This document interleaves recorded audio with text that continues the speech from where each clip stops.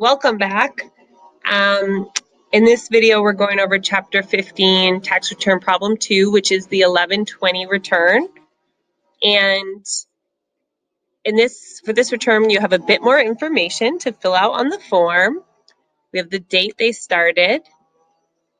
Now, information concerning the corporation and its two shareholders. So remember, normally a corporation has all sorts of shareholders. They can be traded on the stock market and they're separate from management. But in this type of corporation, we have two shareholders who are also the owners or managers of the business. They're working in the business. So this is a far less common situation these days. Normally, the far more common situation is for people to be an LLC legally and then be taxed as a partnership or elect to be taxed as the S Corp, which you just did in the other return. And then we have a lot of large businesses which have remained corporation structures because they are legally, the corporation structure really fits their business, and they get the dividends received deduction, which practically eliminates their taxes and gives them very large kickbacks. There's also many specific, detailed, nuanced deductions and rules that favor large corporations and various industries. So it uses tax cash basis accounting, which essentially means would not be common, but this is a smaller business. Did not pay dividends in excess of earnings and profits, which is a requirement, right? That's saying it didn't break the rule. Has no foreign shareholders, which would just be reported in an informational section. It's not that they can't have them. Is not publicly traded. So that means it doesn't have to have audited financial statements. People are not buying and selling on the stock market. It's not going into mutual funds. Their shareholders are not retirement plans and that sort of thing being traded. And they have no NOL. So it's basically saying a lot of extra little rules don't apply. Here we have one shareholders information, they're 60%. Again, the same percentages, Della 40%.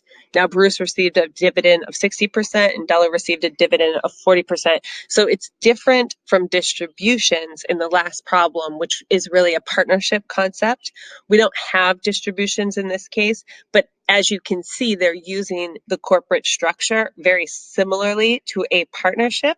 And that was really why the LLC was created, was so that people would stop using the corporation in this way, because it's very uncommon for a small corporation to actually be following legal corporate rules. So if they were ever sued or went to court, the corporation wouldn't actually exist. But regardless, that's just to give you more context, like where all of these different details come from. Okay, so here's our our balance sheet first. So we have the last day of what our balances was on the first day of the year, last day of the year. So this is just our balance of cash. And remember, this is reported or can be reported if required on the form. So we got cash investments, office equipment. So we had a change in office equipment, accumulated depreciation, right? So only the net amount is impacting our books, our building, and our accumulated depreciation. So our depreciation expense, right, should be the change in accumulated depreciation from beginning to ending, if you remember your accounting.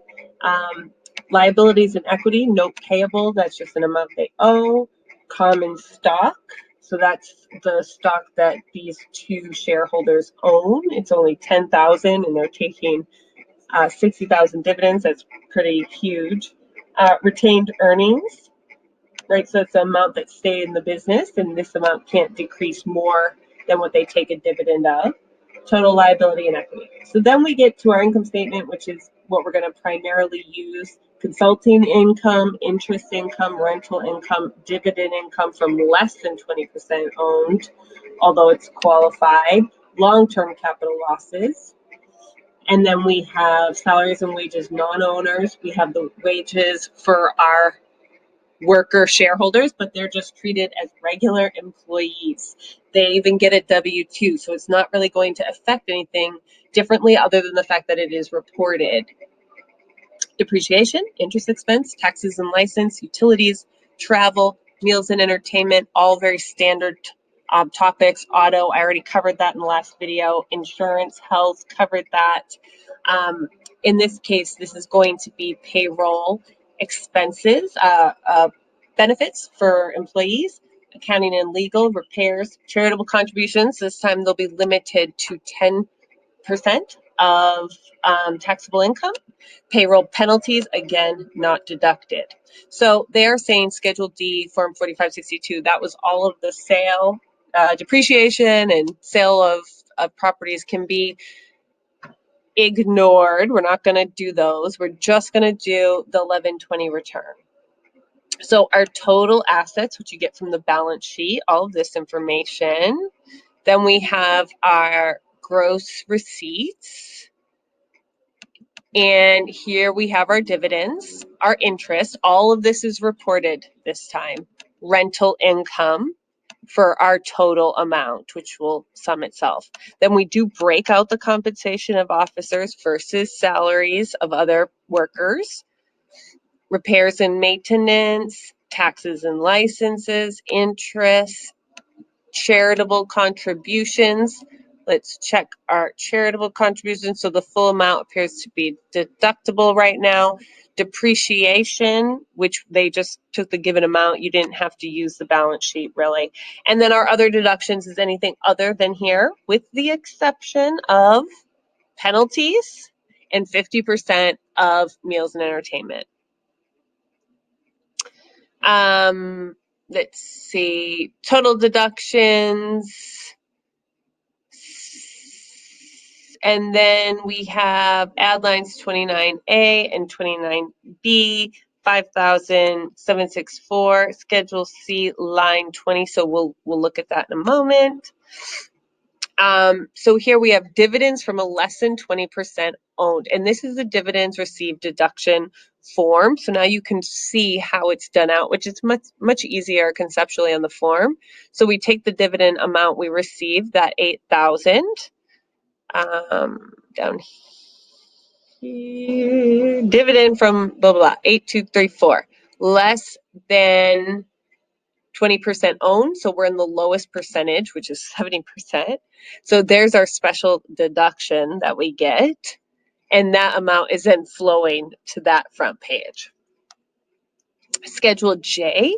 So this is our tax calculation. You can read through the lines that are populating.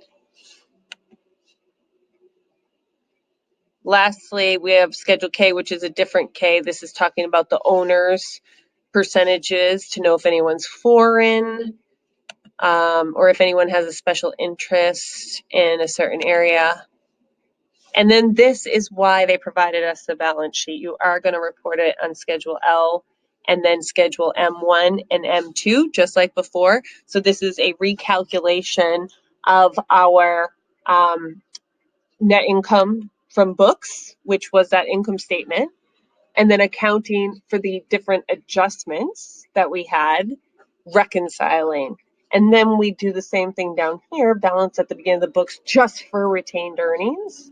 And so we'll account for our net income and we'll account for the distribution, or I'm sorry, dividends to the owners and our ending balance here, which should match our statement up here, 4588. So that's that M, that second M schedule is reconciling just the retained earnings account versus the first one is essentially reconciling the actual net income amount.